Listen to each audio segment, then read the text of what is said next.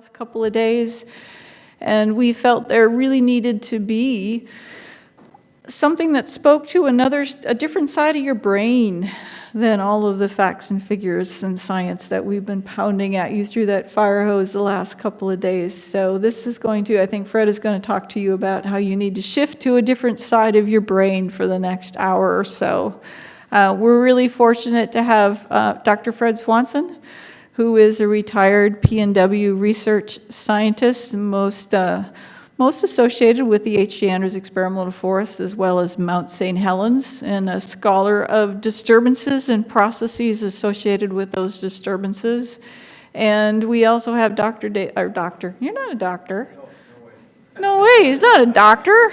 But he is the magnificent David Bayles, who is a world-renowned photographer whose work has been seen in Audubon and Orion and Terrain and other esteemed sorts of magazines and places, where he's been taking tremendous photographs of the natural world and telling stories through those photographs.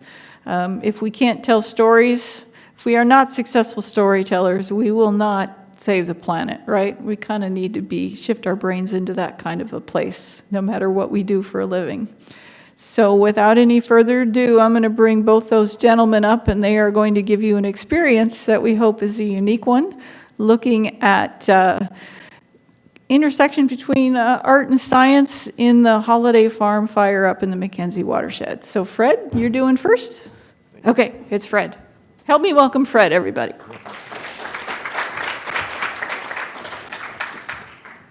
Thank you very much, Cheryl, and thank those of you who've come out for doing so. This is a bit of an unusual project we're going to talk about, and this is an unusual venue to talk about it in, and that's probably fitting. And as Cheryl said, I want you to switch to the right brain for this, and then tune in on David's really amazing photographs. He's taken 7,000 or thousands of images, which are cultural data in the Holiday Farm Fire area. And let's see here. Whoop. This is the image that Cheryl has been using throughout this program, and this is from a drone. Is from the McKenzie River Trust. And David and I wanted to get up there and explore the burn area, but access was denied on multiple fronts. But through the McKenzie River Trust, we did manage to get into a couple of properties. One right here on this hillside, above the town of Blue River across the bottom. And the McKenzie River Trust holds a conservation easement on this privately owned property here. And this is one of the places where this photographic work by David has been taking place. And another location is called Fin Rock Reach, which is along the McKenzie River, downriver from the town of Blue River. And we greatly appreciate the Trust's giving us access to their property. And so when we first went up there, we found important tensions. We drove past hundreds of homes, hundreds of the 400 plus homes that were destroyed by the Holiday Farm Fire in its 173,000 acres. And so there was a sense of tragedy.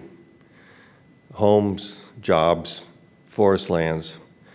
But we also entered the area and found some really incredible, stark beauty and amazing expressions of the resilience of the forest.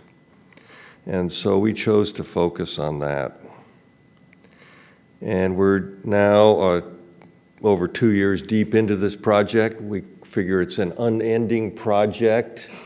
The work at the H.J. Andrews Experimental Forest, of which this is related, some experiments have timelines of 200 years.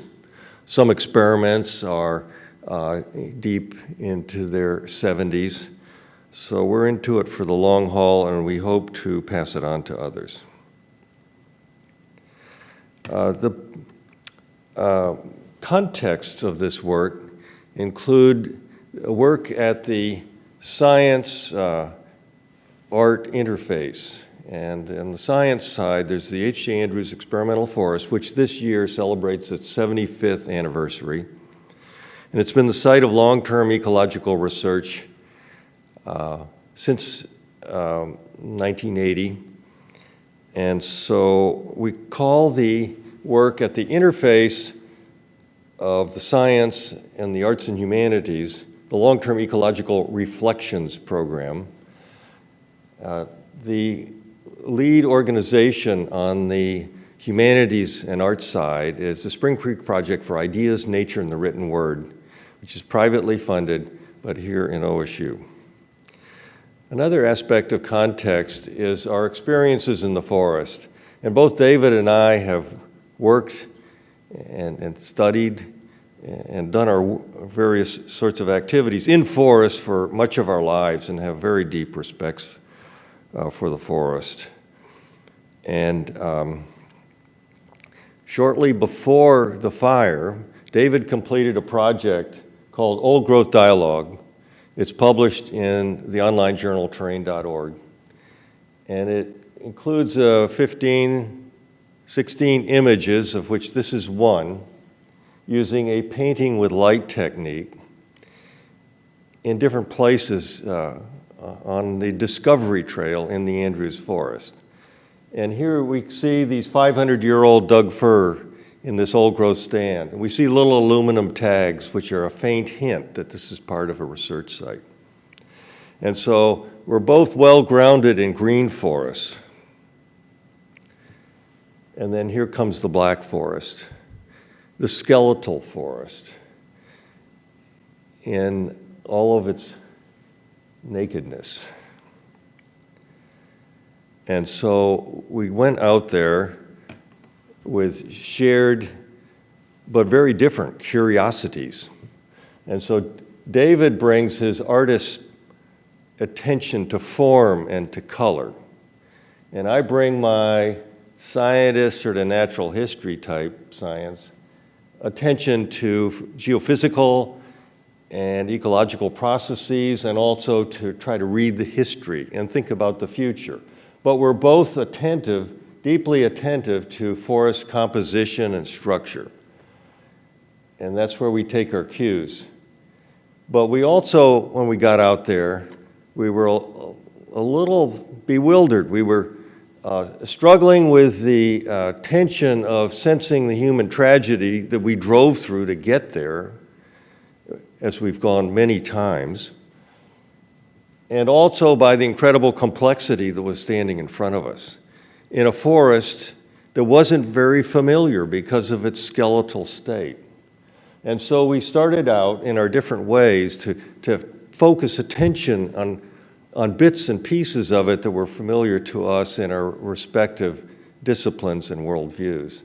And so we sort of decomposed what we were seeing, focused on pieces, and then gradually, together over time, we've sort of composed our larger view of what we're experiencing. And so here's just a few hints of what some of these elements are, and David's work to follow will help you see this. You know, forms, where he's very attentive to form, but senses the emotion in the form, his emotion in the form, and very attentive to color. It was a colorless landscape at the get-go. We're used to seeing so many shades of greens and browns in our our forests in this region. But then we got out there and repeatedly, and then we started seeing many processes that were revealing other colors. And then in terms of my history thinking, I go into a forest and say, okay, what do we got here? What's happened in the last 500 years or the last 800 years or whatever? And so I'm looking at evidence of the oldest evidence of forests, such as that stump down there marked A. And then, there are multiple stumps in this stand along the McKenzie River there, and it had been logged off about 80 years ago, and then this stand came in with cedars and hemlocks and cottonwoods, and then the big B right in the middle is a big leaf maple. And so I look at the forest before the fire, and then I look at the evidence of the fire. As the fire had blown through as a blizzard of embers, but then it left smoldering little pockets here and there, which give evidence of that smoldering for weeks or months.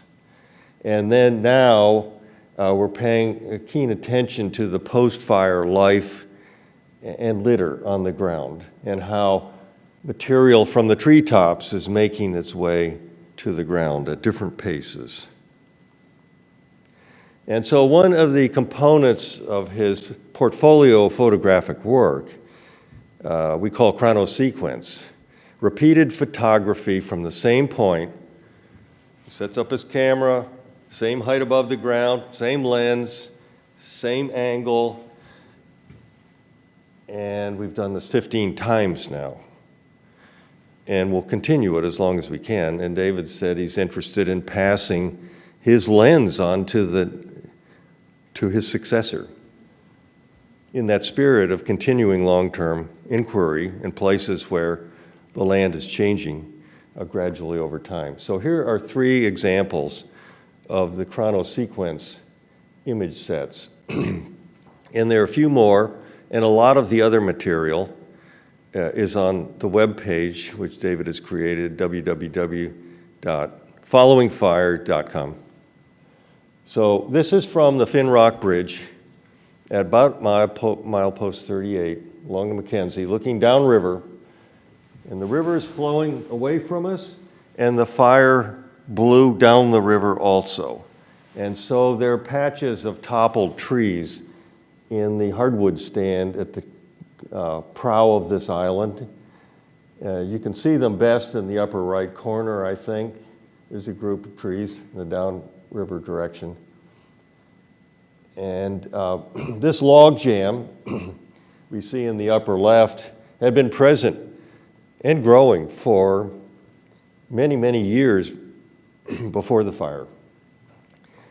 But already here in December of 2020, it looks like we have a couple of unburned logs that have floated into place.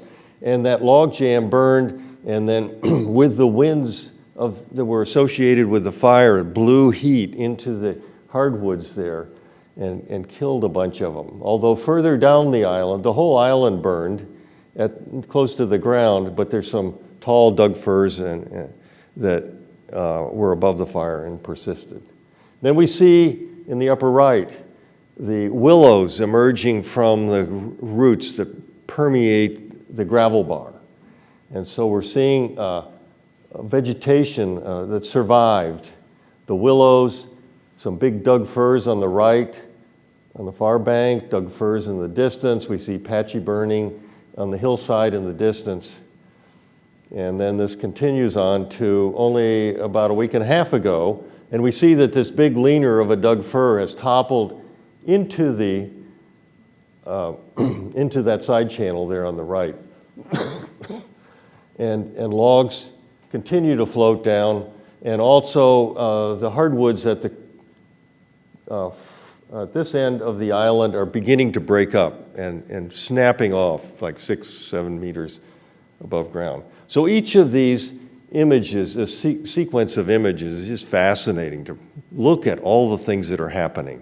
And we're only a couple years into this. You know, if we look at the spring shots or the summer shots, then we're getting a good sense for what's happening vegetation-wise. If we look at the winter shots, when the veg is sort of tamped down, and especially if we get some snow to tamp it down, then we can see the structural changes better. So here's another site. This is in a patch of forest, also logged 80, 90 years ago. Here's a big, cold, dead, old rotten log, quite hollowed out, and with a big cedar nursed onto it. And then there's some maples, big leaf maples off to the left there, and then there's the McKenzie flowing to the left. And within the first few months, there was a green sheen of fire moss across a lot of the land surface. It was really fascinating. seem to be holding things in place, tying up nutrients that otherwise might escape, being flushed out by the fall rains. And then those mosses matured and sent up little sporophytes, these little orange structures. It was a fuzzy carpet of orange over the green.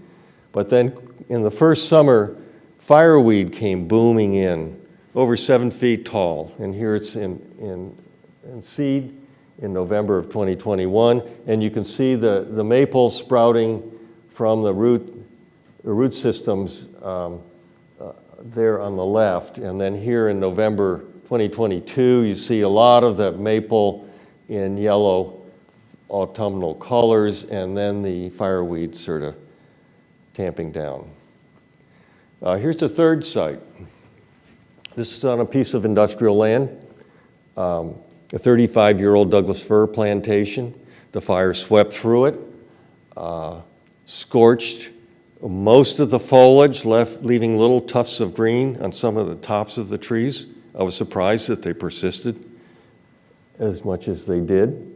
There was a faint hint of moss on the forest floor, but all the needle cast, which was a golden color in the first weeks, now it's at this point in December, it's gone to brown, but I think the needle cast suppressed the moss. And then fireweed comes booming in. And then David went out to rephoto it last summer. Poof, it was gone. It was salvage logged. You see big piles, burn piles there in the distance. You see a riparian corridor on the McKenzie River, which is just to the right there, which was part of this stand. And under that Doug fir there in the center and the right, there's a vigorous patch of Scotch broom, an invasive species. And there's scattered Scotch broom across the area which had been the plantation.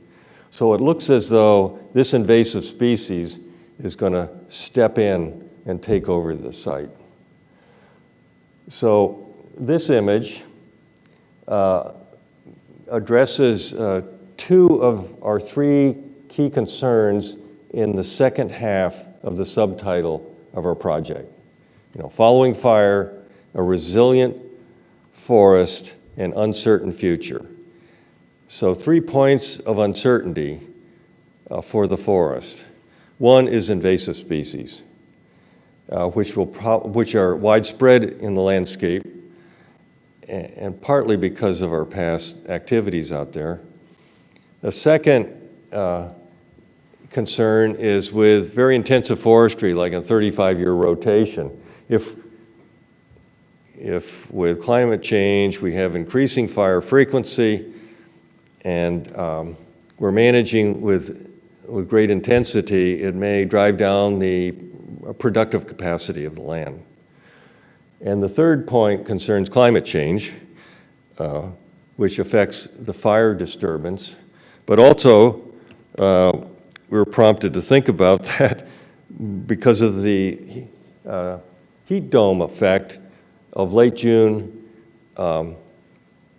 back in 2021. So this is a section of one of these Chronosequence sites. And this far left, May 2021, some big leaf maples there in the upper part of the image. We're putting out foliage, trying to keep it going. And then bam, late June, they got scorched and the foliage went brown and was cast off. And then those trees quit trying to sustain the upper part of their structure. In some cases, they did sprout from the base, and broadleaf maple has been particularly vigorous in doing so. So I just want to pass a credit to David and pass the mic to him, but say it's been a great pleasure working with him. I didn't go out there to be a scientist, and that was a great relief. But I encourage the many scientists who filled this room and been online in the last 2 days, in the course of your career or thereafter, I had the liberty of doing this mostly thereafter, to from within yourself or with a buddy, go out and look at these landscapes in different ways and give yourself that freedom. And it's just been a great pleasure to share curiosity and just revel in the beautiful work that David does. So thank you very much.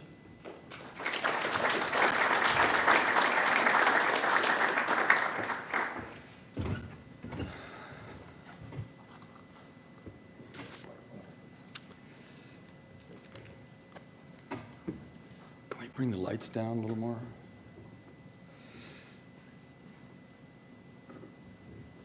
So I have some books to give away, published by Sierra Club, Urban Forest, and one of the ways that we're going to give away books, I tried to figure out, how can we do this and have a little fun?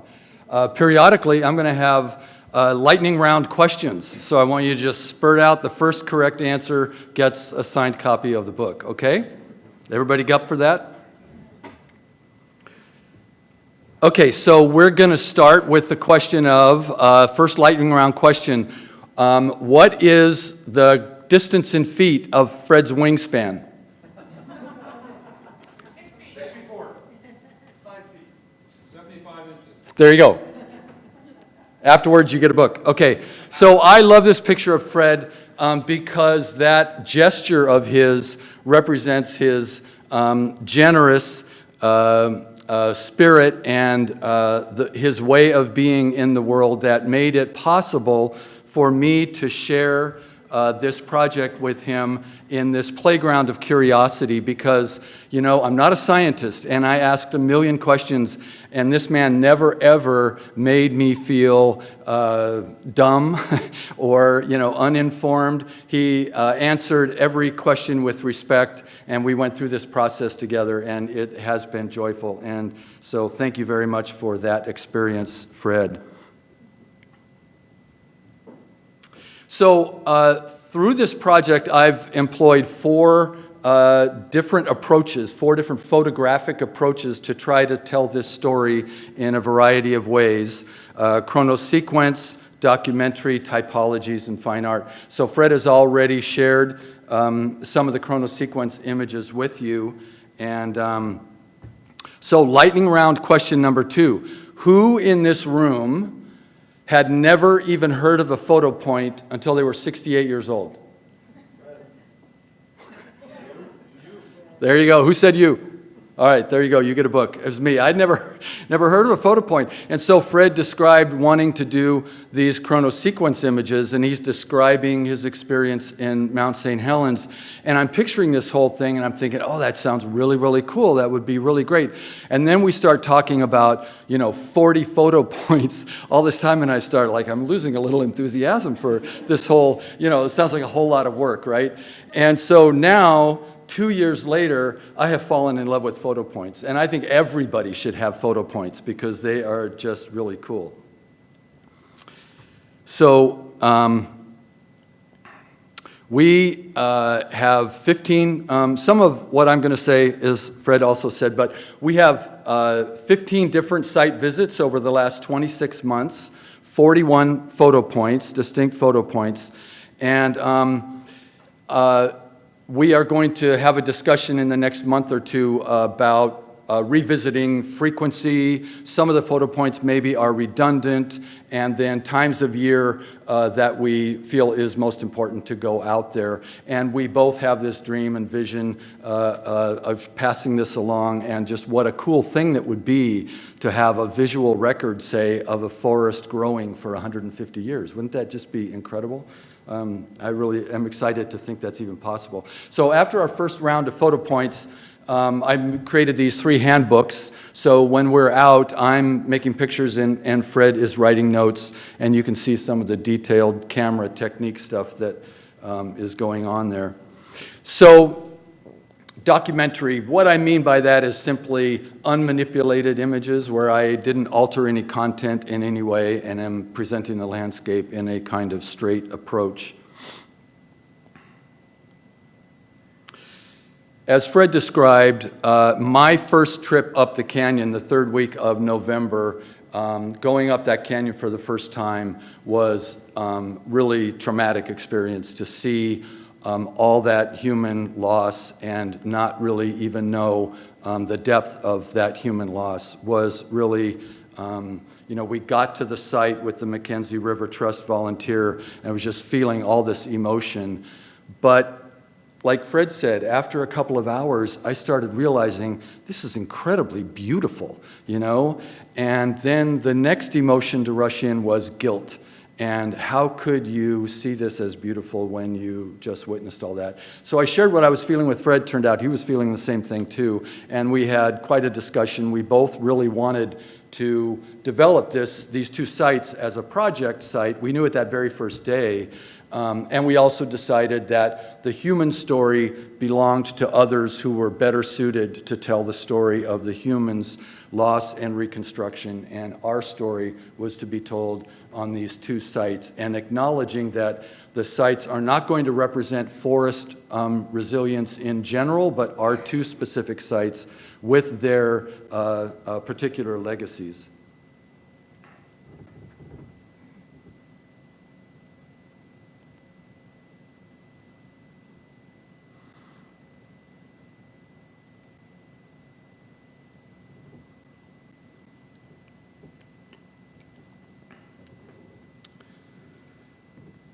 So I remember distinctly making this photograph. It was early in December or January after the fire, and I was making this photograph, and I called Fred over and I said, "What am I looking at here? How come some of these trees are white and some are laying on the ground and they're black from root wad to tip?"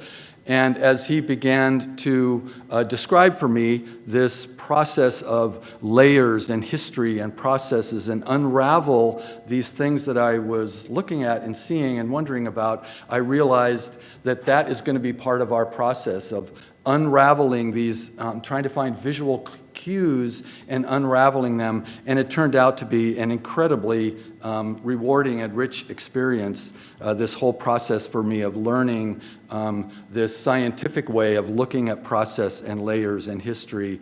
And it was just a lot of fun.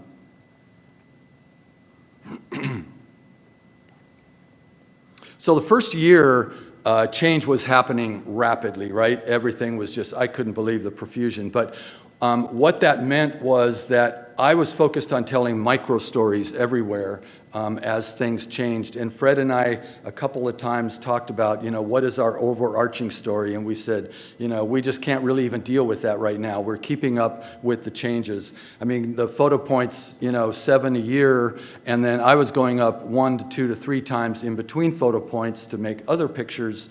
We were just trying to keep up with what was changing and happening in front of us. And it wasn't until, I think, the middle of the second year where we really had conversations that we came to this idea of the resilient forest and the uncertain future.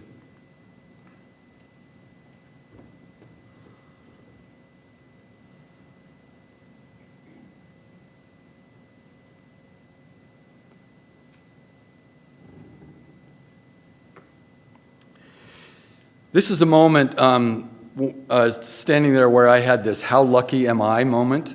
So this again is early, like in January, and one of our photo points is right near here. The McKenzie River is down the steep hillside below us, and the day was not foggy when this happened, but we were looking all the way up McKenzie River Canyon to the peaks. And Fred very casually just points over to this big rock and said, "You know where that rock came from?" And my brain races back to high school, and I'm thinking tectonic plates, magma. No, I have no idea where this rock came from. And he began to paint this picture of the glacier, what was it, 11,000 years ago, 13,000? That came down the canyon, pushing these boulders, and then receded and left this boulder that it pushed from wherever far, far away. And I'm like, whoa, that is so cool. I have a, first row seat to this kind of stuff. How lucky am I?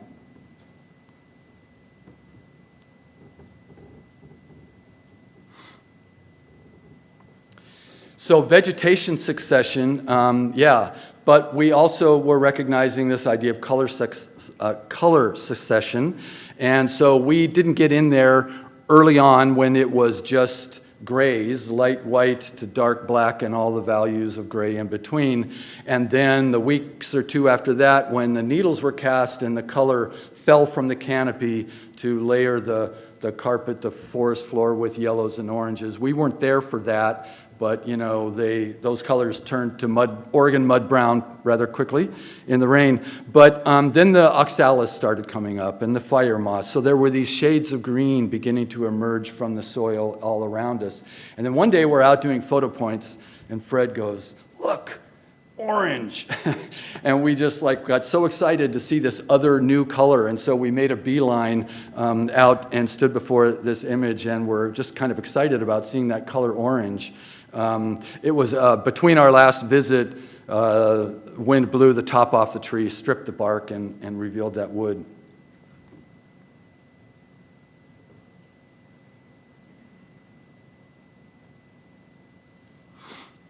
Okay, lightning round question.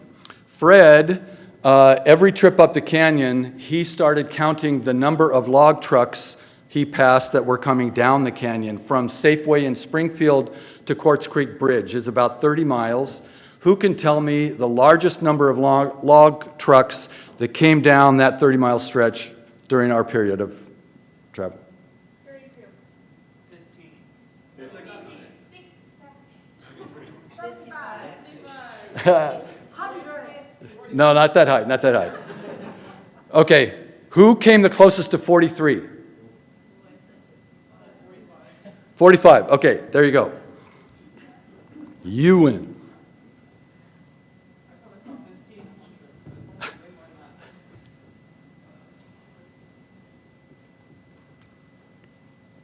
I love in this picture how just these two simple colors tell this story of this uprooted log suspended above the ground. It caught the needles that never made it to the ground, leaving exposed mineral soil where the fire moss could propagate. And just the simplicity of two simple colors telling a story like that, I just love that.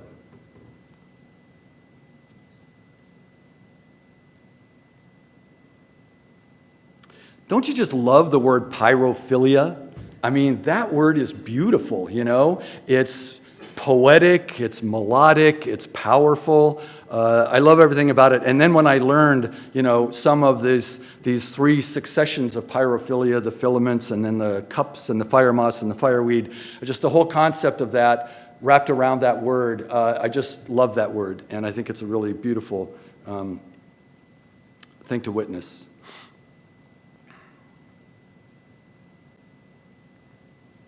So both sites are scattered with some of the nurse logs that maybe they were culled from the logging, not good enough, or whatever. For whatever reason, big logs were on both sites. And we've noticed that some of the logs crumbled rapidly after the fire, while other logs did not. And Mark Harmon isn't here to answer that question for us. But we looked like a tree like this is, one of these is in the background of one of our photo points, and we just see it like within 6 or 9 months, where other logs around there have barely decomposed in the time. And so, you know, Fred wondered what if some of these logs had this thick carpet of moss over them that was literally holding it all together, and once the fire burned that thick moss away, it was the rain got in and it just muddled down, but we don't really know for sure. Okay, lightning round question. Who can tell me the very first non-human creature I encountered on the project site?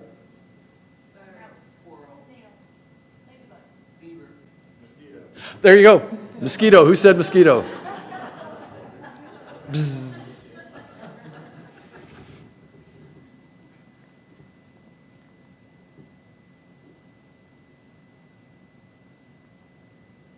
I had never been in a forest without a canopy before. So the ubiquitous quality of the light was really enchanting to me. Light was just everywhere. All these tree stems, like a forest, but light was everywhere, which also meant shadows were long. And the first time I saw a shadow cast from one tree that went all the way up the length of another tree, I was just amazed by that. And it's just such a really cool thing. And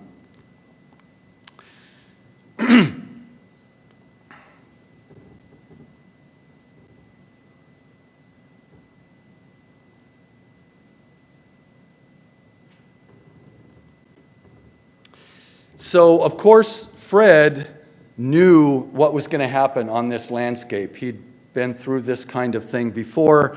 I kind of had this intellectual notion, you know, it's all blacks and browns and green things are going to come up, but in no way was I prepared to all these close observations, being there again and again, to be in this profusion of vegetation. By summer, to get to our photo points, we were literally crawling sometimes. I was holding my tripod like a soldier with a rifle, trying to get through this fireweed. It was just a profusion that really spoke to the power of nature to me in a really profound way that I was really feel fortunate to get to witness.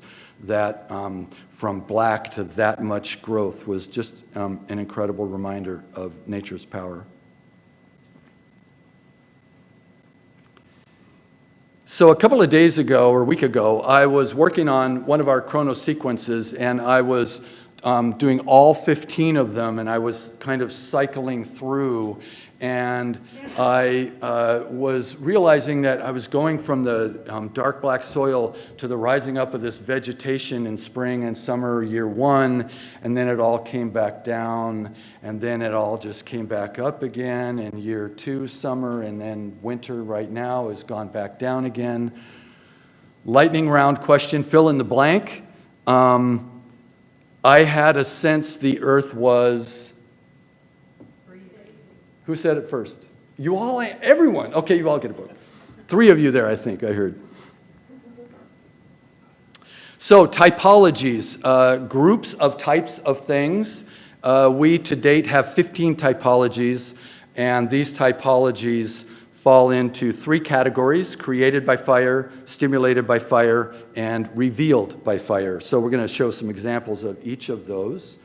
Swooping is a very technical term that Fred made up for these trees that, you know, tall, skinny, they chose to get up to the light rather than put on girth. But the fire-generated winds, you know, blew them over and held them in place so the heat dried them out. And what I really love about them is in this black, charred landscape is there's evidence of fire everywhere, but these swooping trees are a constant reminder of the winds that were part of that major event.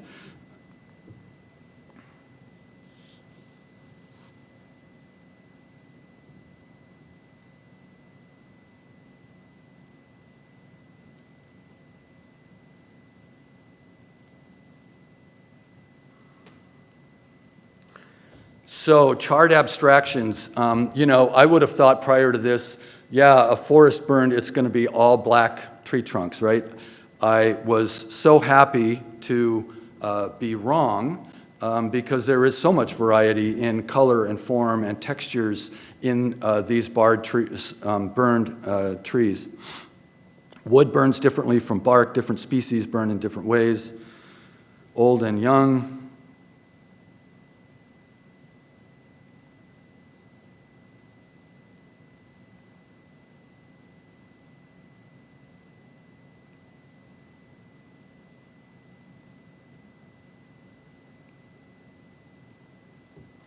Our very first day out there up at BRCE site, I looked up and literally saw this, and I just got my camera and pointed up and made this picture, and then I was looking at this atypical branch, you know, what was going on there, this sort of reaching in, and, you know, this was the height of COVID where we were all hunkered down and sort of, you know, embracing ourselves, and that's what I saw in what was happening with these branches, is this sort of self-embrace protective quality.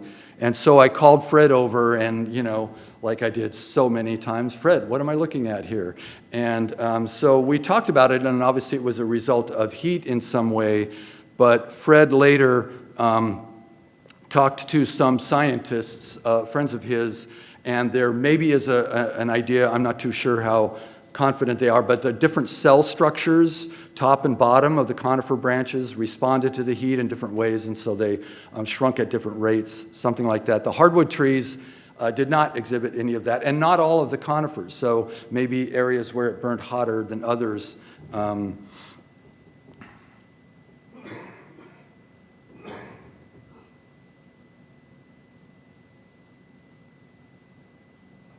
Stump ghosts.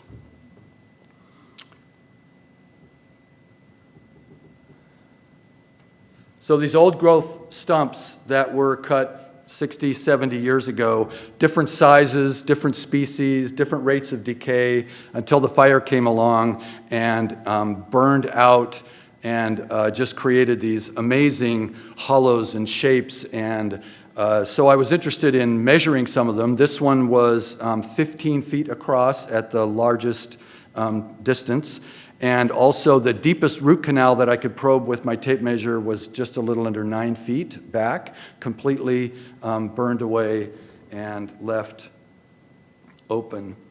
So on this site that we worked, there was logging going on the hillsides on both sides of us. Mechanical logging to the south, and to the north was helicopter logging. So one day we're out there, and you know, I've got stump ghosts on my mind, and I'm listening to this helicopter, and I had this imagining, wouldn't it be so cool if one of these helicopters with a water dropping bucket, you know, instead came over here with the bucket filled with molten bronze, and they just, you know, filled that whole mold with molten bronze, and we created this really cool sculpture. It would pay for this whole project of ours, you know. That would be really fun.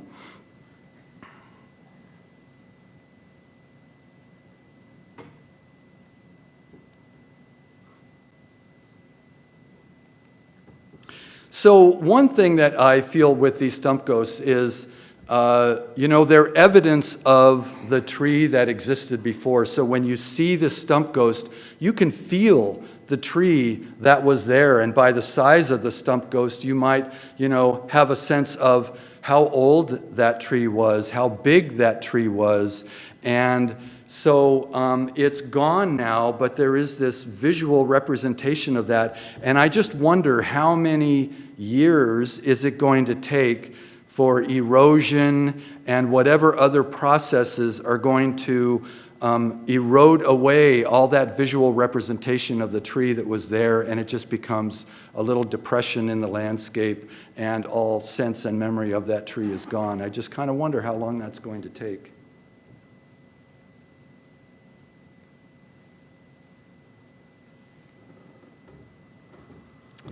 Another created by fire typology is fuel architecture. And another, hey Fred, what am I noticing here? What is this? So, you know, the understory burned away, and a limb would fall, and if it was all by itself, it would smolder and wink out. But wherever they crossed, generated more heat. They burned longer until they separated out, and the fire would cool down and go away. And I just thought they were really wonderful sculptural shapes that held a lot of visual interest for me.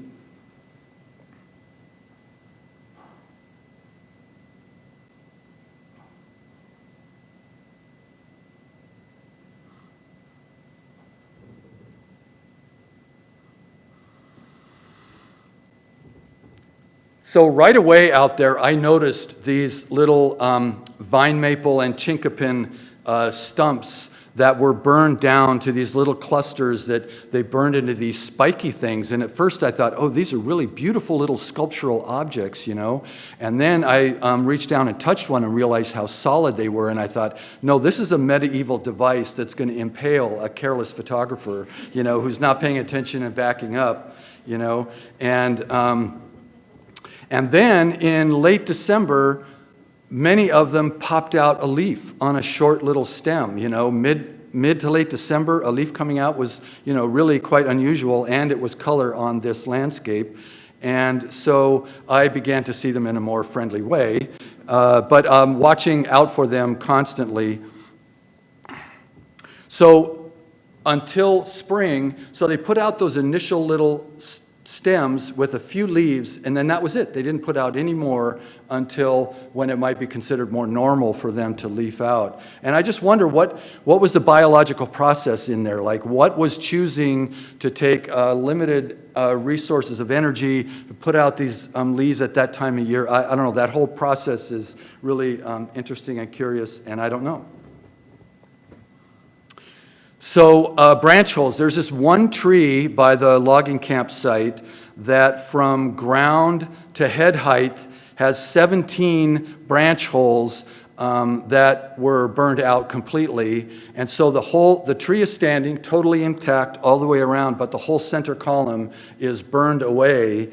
And I just thought it was really cool, but I really imagined during the fire, what was that like with flames licking out of all these holes, That would be a really cool sight to see, I think. So exudate, we enter into the category of stimulated by fire, biological process, something going on. Exudate was one of the earliest typologies. I really just started photographing them because these white marks on the black were so interesting.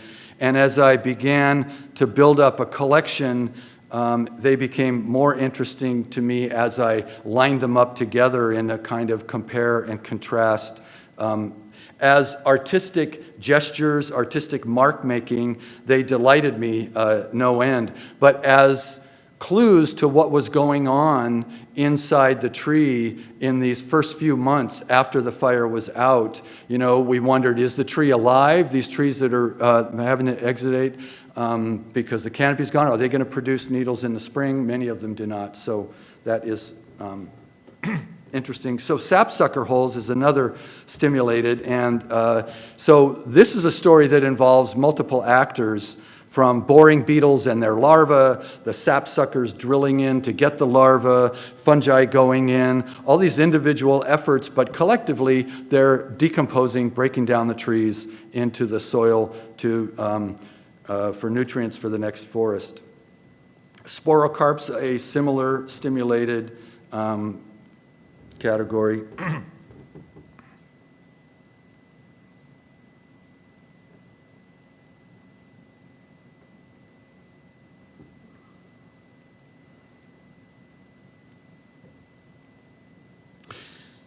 So, revealed by fire, the last category. So, Finrock Reach from the 1930s to 1960s had a logging camp there called Roseboro Logging Camp.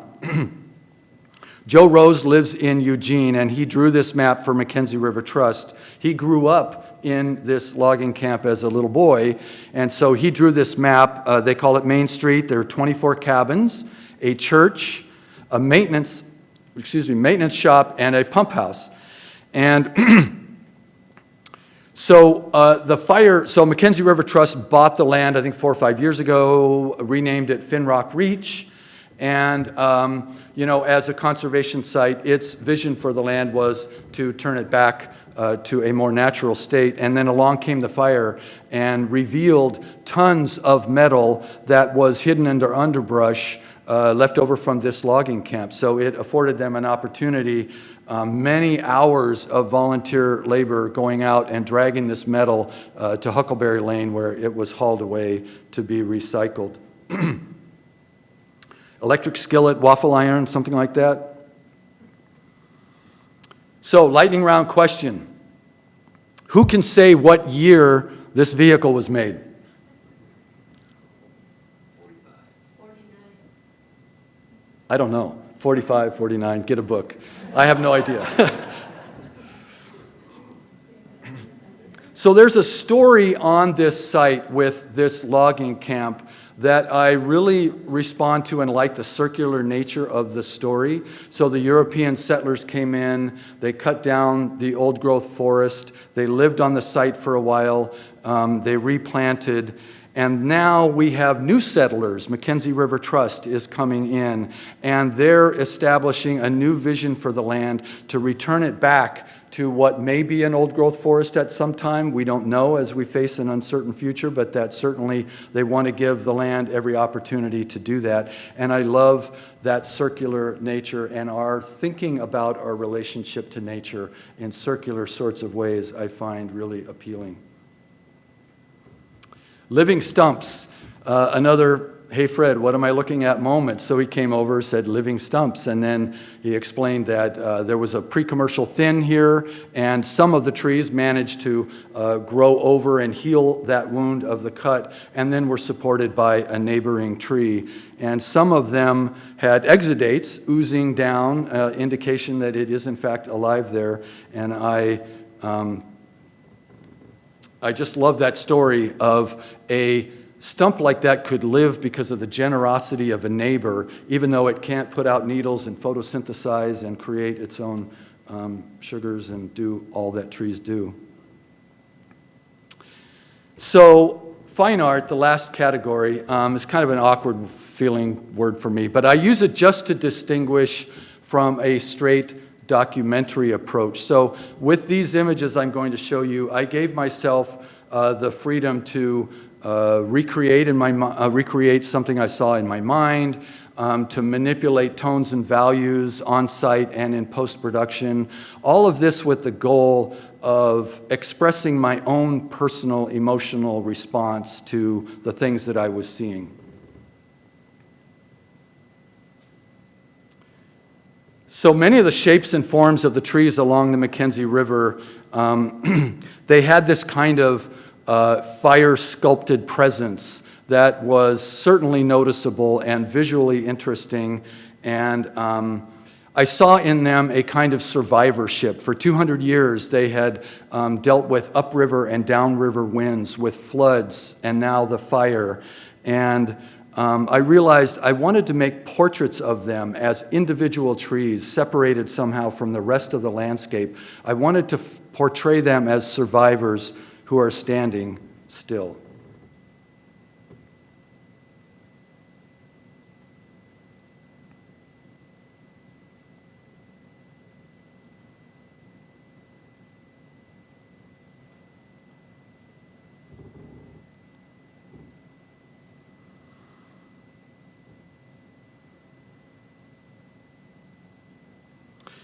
Last summer, I began to wonder, what was it like during the fire when these charred, burning limbs were breaking off of these trees and falling and being consumed by the river? What did that look like? What would that have been like to be there and to see that? And so, with the help of others, I set about to kind of create what I was imagining in my mind's eye.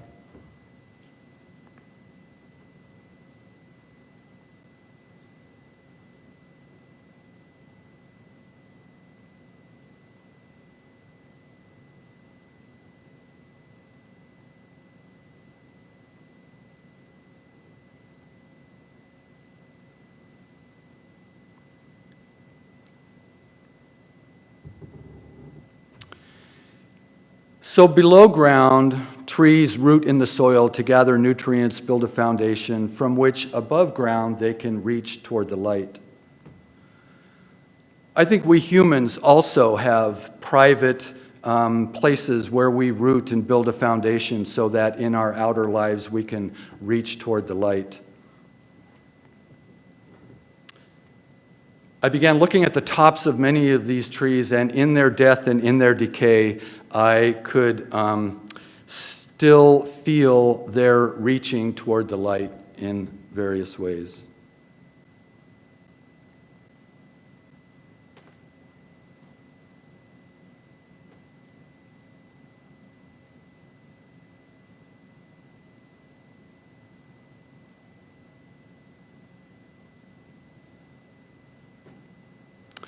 Thank you, Cheryl and Sarah and the amazing team that have put together this symposium. I'm very grateful to be here. And thanks to all of you for coming out tonight after when you could have stayed at the bar or wherever. I'm really grateful to have you here, so thank you for coming. Last lightning round question.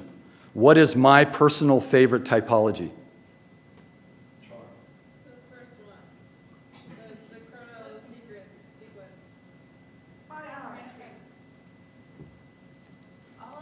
All of Stump Ghosts is my favorite.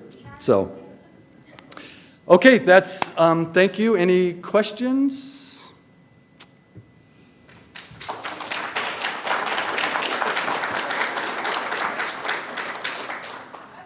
Yes. There certainly were old growth forests that burned in the holiday farm fire.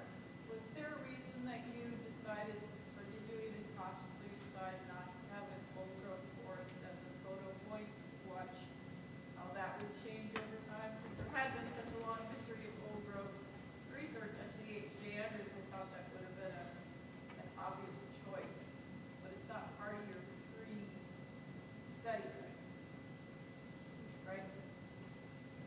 I definitely wanted to have one, Okay. but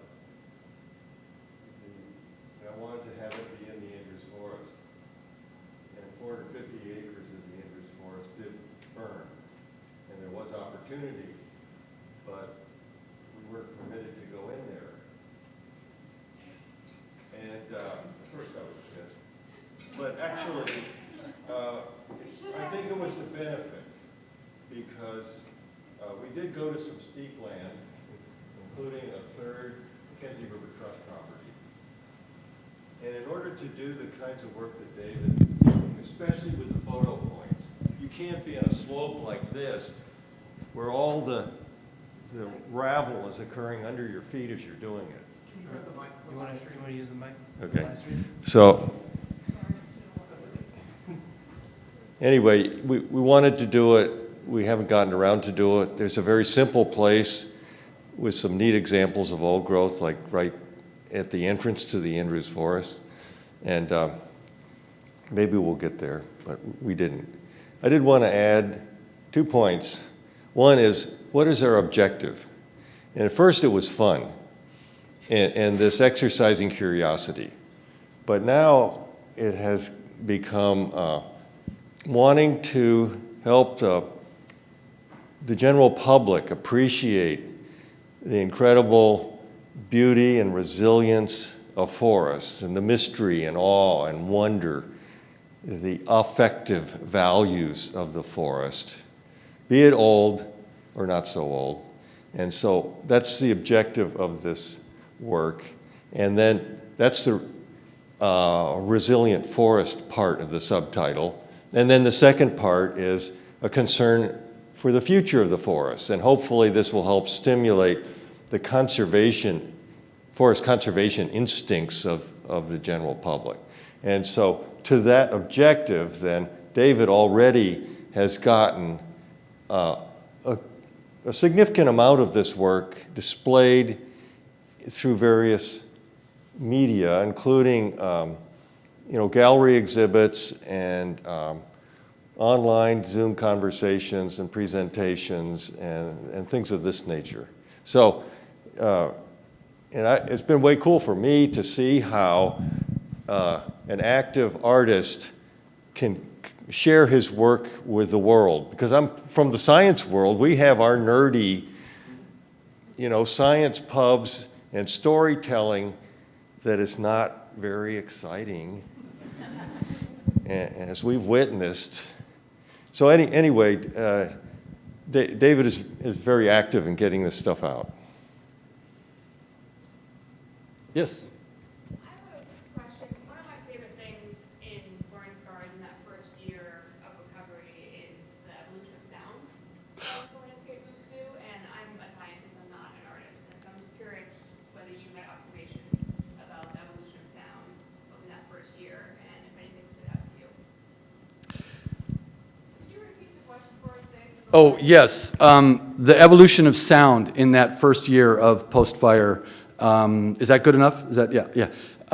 We were at time, and Fred brought it up and made me aware of. So at Finrock Reach, we were listening to mechanical logging here, helicopter logging, Highway 126, and the river. So, but it took a while before there were any other sounds than that. And getting to the mosquito, I mean, I was sort of waiting. When are we going to start? We'd see scat here and there.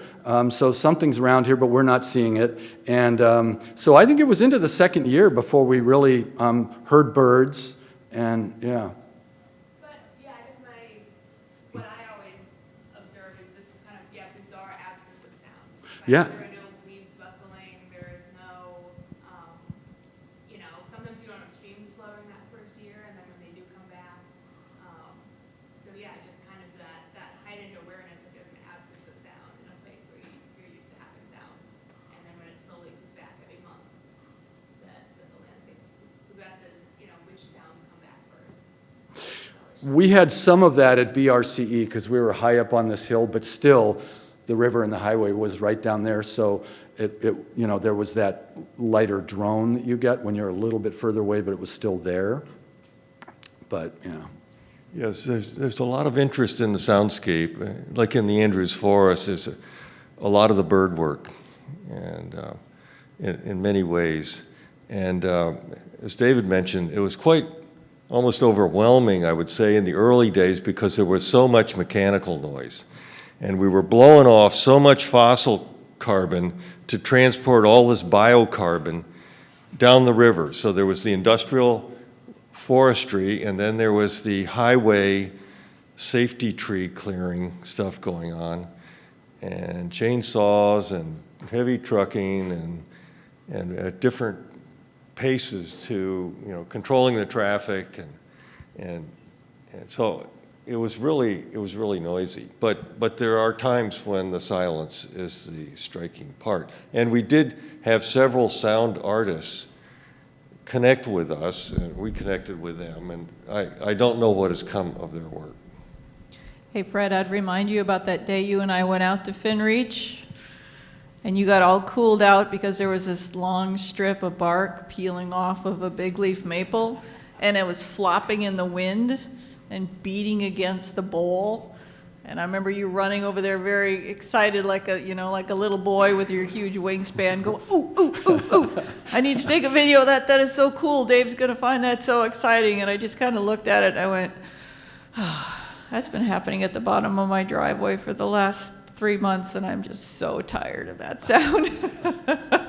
So it was just interesting perspective of mental space and seeing and appreciating different processes in the woods. Do you remember that? Yes. It was an exciting case of finding some sound in the landscape, and one that I wasn't familiar with outside the burned forest, because the big leaf maples along the highway and along the river are shedding bark, and in a lot of cases the bark is detached at the base, and there may be 20, 30 feet long strands, and if the wind is right, it can make a very interesting clatter. Someone over here, yeah. Yeah, thanks very much for a really fantastic talk, both of you, and your wonderful imagery. One of the things about your imagery that caught me that I wondered if you thought more about it was how often I saw the sort of reptilian pattern on the charred wood. I wondered if you sort of focused on that element at all as a separate sort. Yeah. That seemed to happen more on wood than bark, and it's really lovely the way it catches the light. So it was in those sort of square patterns, but each one where it came out of a groove and came out a specular highlight on that curve created, and it's really beautiful. And just Yeah. a variety, that seemed to be a lot of variety in that particular pattern. Yeah. One thing I thought was interesting about David's discovery of his typologies is he just went out there and just reacted and took many, many images and then started to do some sorting. And then he was realizing, like the exudates and that pattern, the reptilian scaly pattern, those were things that seemed to me to capture him, and then they became typologies, so they had more collective definition. Yeah, the process, the land and the process led us along this journey. It wasn't, I didn't go out there with anything but trying as best I could to just have an open mind and to see what was there and what interested me, and trust that, trust that that would yield something of value. And I want to go back to Cheryl's question because, and I don't even know if I've said this to Fred before, but the question about the old growth forest and why we didn't photograph that, and Fred answered why, but looking back, I'm glad it's worked out the way it has, because I think perhaps going forward, we maybe are going to need to rehabilitate more lands that have had these human legacies that aren't ideal, but we may need to rehabilitate more of those, and maybe, there's something to be seen in what we've done here as ways,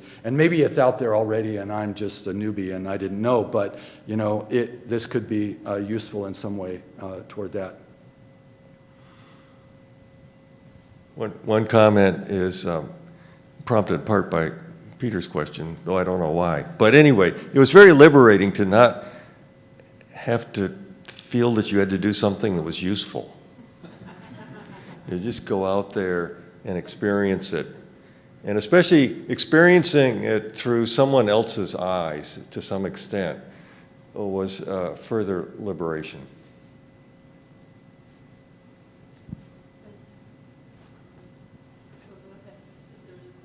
No, you. I lived and worked in Big Basin Redwood State Park, and sadly had to watch it come to terms with a raging fire, and will never see it in that condition in my lifetime.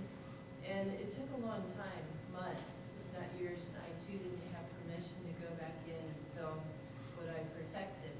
But then one day I sat there, and you know who Andrew P. Hill is?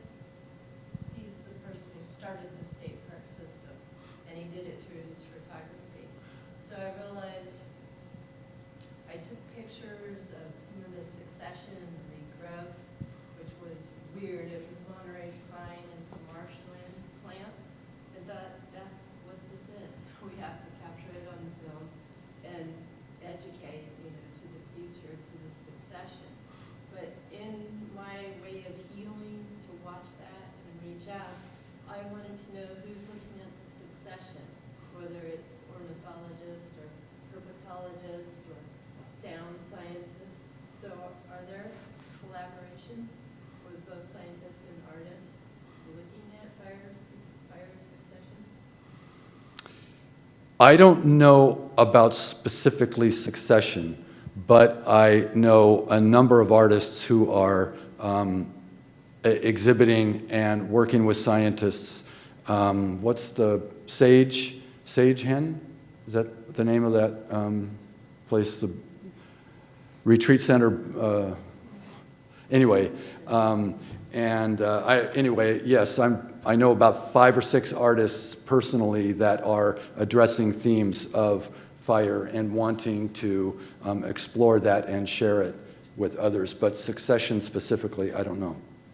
I just think it's so important, and we can't do anything about what happened necessarily, but you made the point, Fred, about really looking at the future and teaching people to understand what the forest went through, our role in it, but also the role in the system, in the cycle of breathing, as you expressed. And I just kind of thought, well, if it weren't for this guy taking pictures of redwood trees and getting permission to go on private land to do that, and then starting the whole state park system in Semper Virens, it's history changing for protection. And I chose to look at some of this fire damage, and photographing it and studying it and writing about it as a way for us to do that. So that I hope will come of it. Are you looking to publish it? Have you found places? You two are kind of inspiring me to do this. That's why we wanted to come up here. You know, if anybody wants to talk about a collaboration and how it's going, I'd be happy. It's just been a great experience, even though, as Fred said, he's not doing hard science, but, and Nancy Floyd is right here. She's collaborating with scientists at the Andrews. She's a phenomenal artist, and so we'd love to cheer you on if you're interested in collaborating with an artist. Talk to us and we'll. Another question?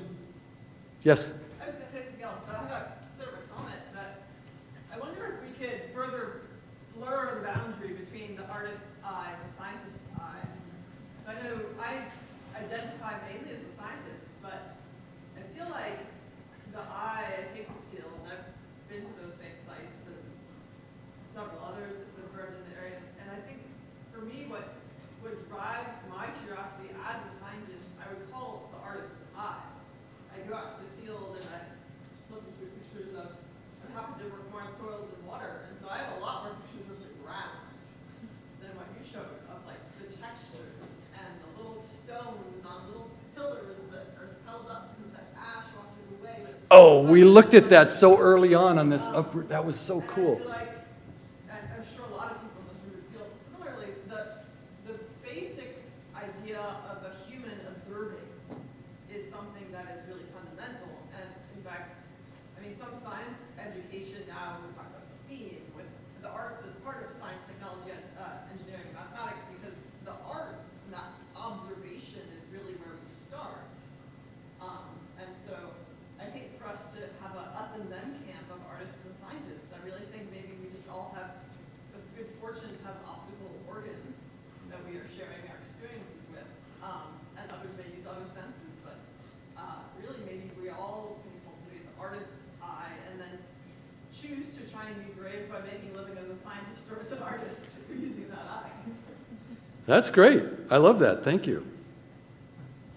It's interesting that the art-sci connections are really ramping up at the Andrews Forest. Now we've had over 110 artists and mostly writers in residencies since 2004. And now the new Research Center for the Creative Arts is being established on campus here. It includes the very large Performing Arts Center along the railroad tracks down here, beyond the baseball field. And, but about 30% of the programming is supposed to be at the art-sci interface, including residencies of 5 types. Hatfield Marine Science Center, Shot Pouch, Cabin of the Spring Creek Project, Andrews, Barry Lopez Place, and an on-campus residency program at the art-sci interface. So the one on campus is supposed to have an artist and a scientist team up. They get 15 grand, the artist gets 10 of it, to do a collaborative effort over a couple of years. So that there's a gradual, grassrootsy kind of groundswell for doing this kind of thing. And it's all about communication. And I would say, to your point, every artist I know that's doing this acknowledges right away we have this common curiosity. You know, curiosity drives us, whether you know, it enters you through your ear in the soundscape or your eyes as you were, you know, it's this common area of we're all curious, we're all asking questions, and so that's at the base. Everyone that I talk to, that's part of what they say. Yes? So I was thinking about the imagery, I think you called it still rising or reaching, I'm not sure, but you know, the power that those images portrayed and the persistence of these structures on the landscape. I thought that was really powerful, but then I also heard you say that your favorite typology was the ghost stone, which is a trace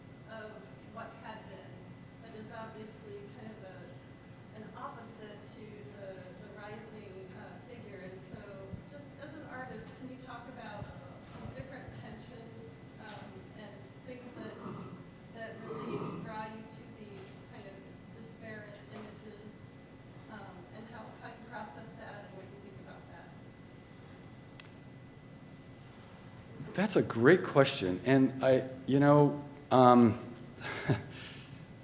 without trying to get too revealing or personal, but I think the older I get, the more I'm trying to hold a bigger range of emotions and experiences and hold them all as part of one living being. And thanks to my wife who's helping me do that. But everything enters me through my eyes, and then I, respond to it internally after that. And so I think, I think about death now more than I ever have before. And I think maybe some of that is not a result of working in this project, but some of that, how do I want to die? How do I want to end my life? What do I want to leave behind? Those are kind of questions I'm wrestling with right now. And I think some of those come out in the images as I think about them through your questions. So thank you.